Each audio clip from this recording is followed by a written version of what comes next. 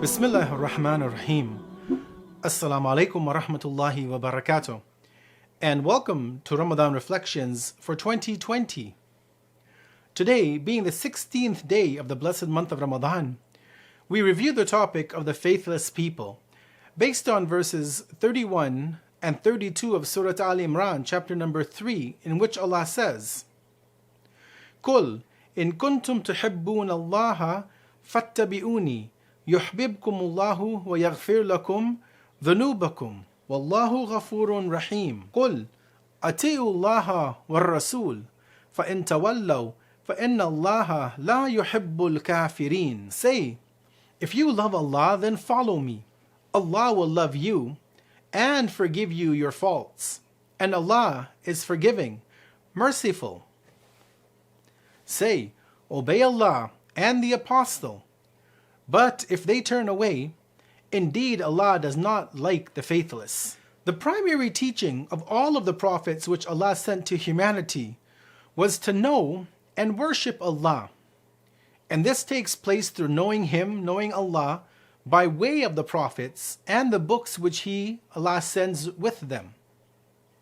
Without prophets, without messengers, without the divinely revealed books, it would be very difficult, maybe not impossible, but very difficult to truly know Allah and to truly grasp who Allah is.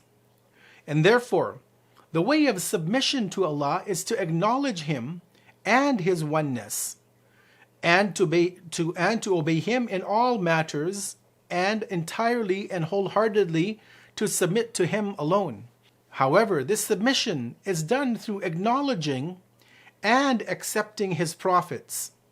And in the era that we live in today, that of the post-Isa alayhi salam era, it is to acknowledge Prophet Muhammad, may God's peace and blessings be upon him and his family, as being the final prophet for humanity. No other prophet or messenger will come after him. These verses that we're reviewing today make it clear that Islam, true submission to Allah, can only take shape by obedience to Allah and to the final messenger, meaning the Prophet Muhammad ibn Abdullah, may God's peace and blessings be upon him and his family. Allah shows us that those who turn away from this commandment and refuse one or both of these, meaning refusing God or the Prophet, they're not believers. They are rejectors of the truth. They're kafir, disbeliever. And as Allah says in this verse, that He has no love for those who cover the truth, those who are disbelievers, the kafir, those who openly reject God, the Prophet, once the truth has been shown to them.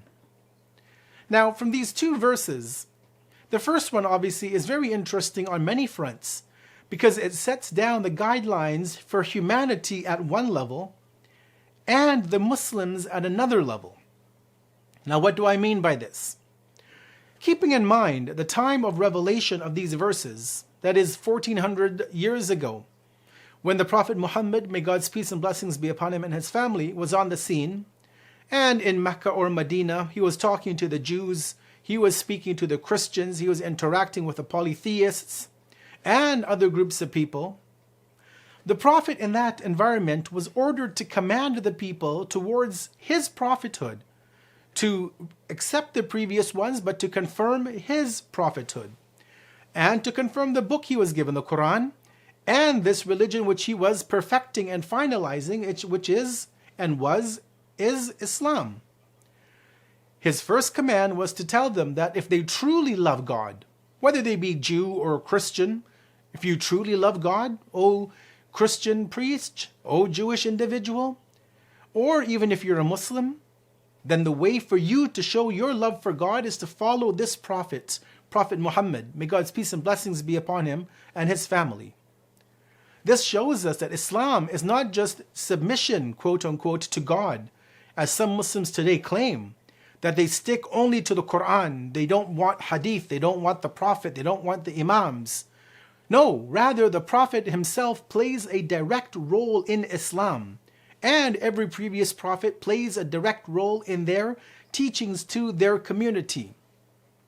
This verse also shows us that it is not acceptable for the Jews and Christians and others to stay on their previous path and their previous prophet.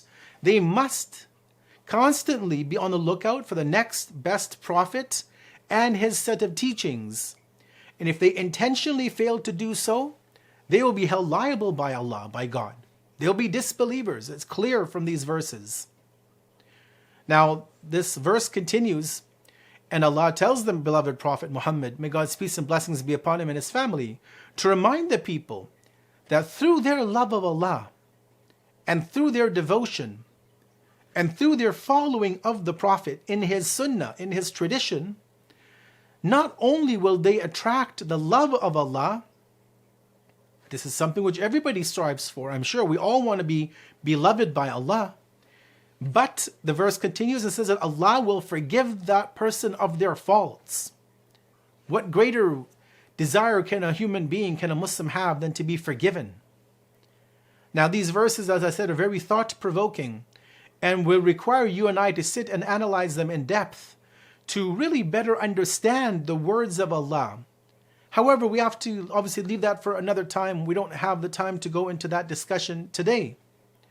However, what I can say in the time that I have available remaining is that these two verses show us without a shadow of a doubt that religious pluralism, as some people are promoting in our community today, is a false notion. Many scholars and preachers are ascending the pulpit and speaking about pluralism. They are mistaken. And incidentally, if you actually want to read more about Islam and religious pluralism and study this topic in depth, you can find a brilliant work on this topic authored by the late Shaheed Murtada Mutahari and translated by His Eminence Sayyid Suleiman Hassan.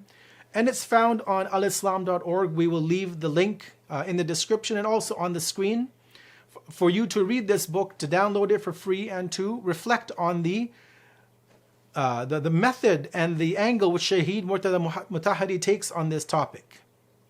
Coming back to the theme though, even more than what we've said, is that if we wish to be those loved by Allah, this means that we need to have complete and total obedience and submission to the rules of Allah. And these are embodied in the Quran. And these are further explained to us by his beloved Prophet Muhammad, may God's peace and blessings be upon him and his family, and the 12 successors, the Imams of the Ahlul Bayt, peace be upon all of them. And anything short of this is kufr. It's open rejection of Allah, of Islam, and that person is unfortunately doomed to damnation in the fires of hell. Let us conclude with the final point for today. The complete obedience to the Prophet Muhammad, may God's peace and blessings be upon him and his family, both during his life and after his death, that this is an obligation, and as such, the way he carried his life and his statements are a hujjah for us. They are a proof for us. His status as being a living sign, an ayat of Allah, and his proof over us. Those who feel that the Prophet plays no role, or that they do not need to look to his sunnah and his teachings, and that they just need to follow the Quran, in actuality, these are disbelievers in Allah. We conclude for today and we ask Allah to accept our acts of worship in this blessed month of Ramadan, our fasting, our praying, our night vigil, our recitation of the Quran, and our attempts to better understand the Quran through this series. And we ask Allah to give us the ability to further delve into this beautiful book that the Prophet gave his entire life for, that we may reflect upon these beautiful words of Allah.